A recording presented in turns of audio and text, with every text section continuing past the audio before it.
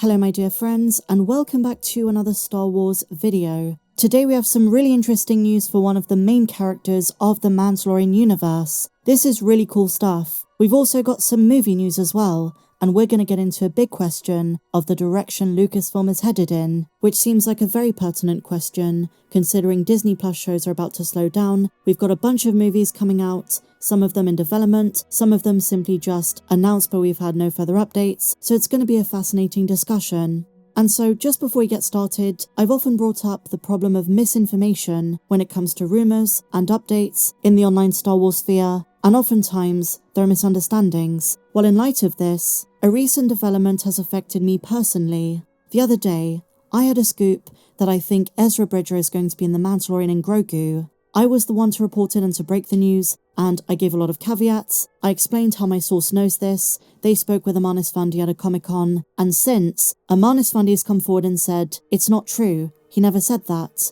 And media outlets ran with this, and they failed to remember that NDAs exist, non-disclosure agreements. If Amanis Fandi's in the Mandalorian and Grogu, of course he's going to deny it. Think of all the occasions we've had actors say they're not involved in projects, and lo and behold, when they release, they do turn out to be. This happened earlier this year. I claimed that Barasofi was going to be in a project before Tales of the Empire came out, and even the voice actress denied it, but of course, she was.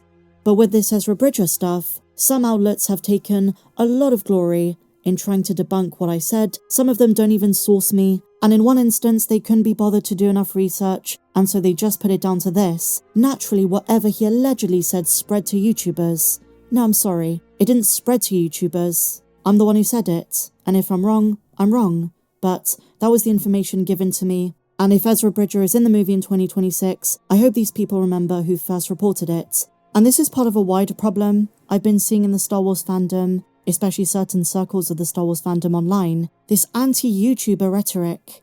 Because of some drama that happened, suddenly if you're a YouTuber and you're in the Star Wars sphere, that means you're toxic. Apparently now we're a problem. So much so, you can't even credit the origin of a source that you're reporting on your website. It's honestly so ridiculous, but at this point, unsurprising.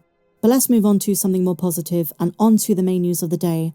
The Mandoverse. In 2023, I got the amazing opportunity to speak with Paul Sun-Hyung Lee, Carson Teva, and if you guys remember that interview, we spoke about Rangers of the New Republic, plans for Carson Teva's character in the future, how I think he'd be a fantastic protagonist of another spin-off, and one thing we discussed in depth, which has come up again in his new interview with Katie Sackhoff, is how John and Dave conceptualized his character. And a brand new revelation connects his character, unsurprisingly, to Cara Dune and to Princess Leia Organa. He is from Alderaan. If you remember in The Mandalorian Chapter 12, when Carson Teva was trying to convince Cara Dune to join the New Republic, to rejoin the fight, once again for the rebel cause, there was meant to be more elaboration on that, I suspect, in Rangers.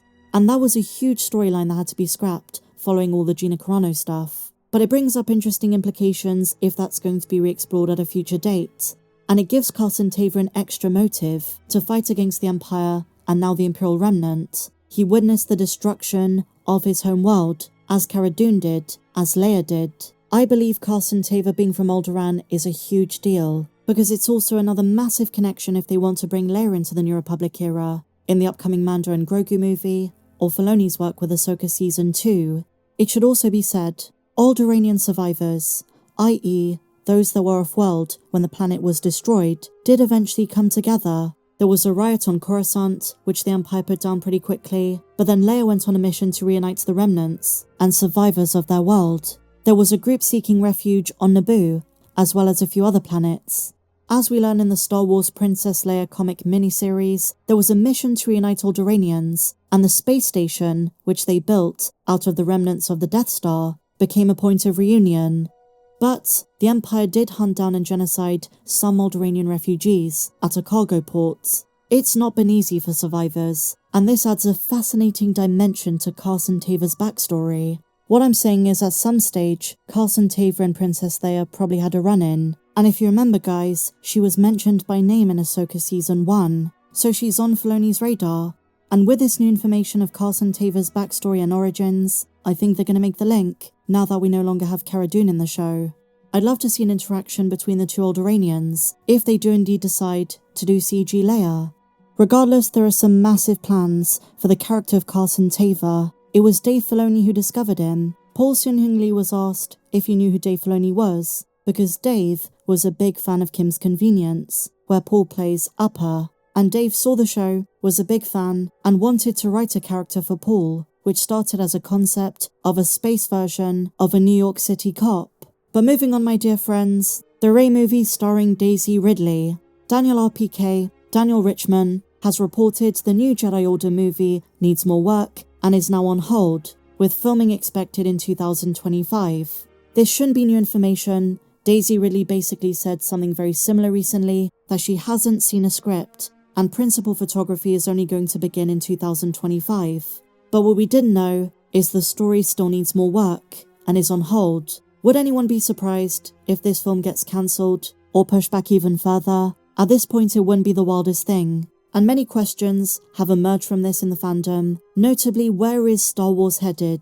It seems like the franchise has lost direction. Aside from Jon Favreau and Dave Filoni pushing the Mandoverse, continuing the post-Episode 6, pre-Force Awakens story, is there a direction, aside from a few bits and bobs here and there? At the moment, it doesn't really seem like it. I think that's why it was so important, for them to have course correction, for them to put a hold on future live-action Disney Plus shows.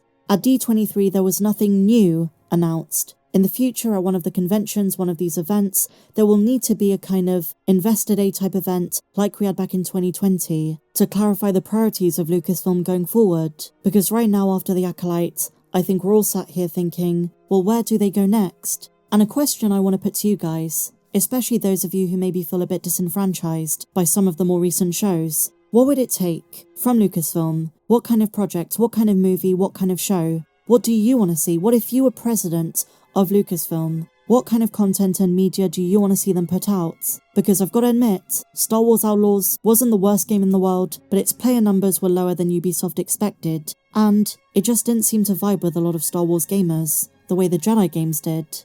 The comics, with one or two exceptions, have been pretty dry. We don't have an animated show announced. So aside from the second seasons of Andor and Ahsoka, what do you think Star Wars needs to do next? Is the return to the big screen with the Mandalorian and Grogu and the Rey movie going to be invigorating? Is there going to be a new dawn for the franchise? Or have we already seen the limits of the creativity on the Disney Lucasfilm front when it comes to those kind of stories? Do we think it's going to be the same old thing? I'd love to know your thoughts on this in the comments down below. And if you enjoyed this video, my dear friends, please be sure to give me a big fat thumbs up, subscribe if you're new, check me out on socials, and may the Force be with you always.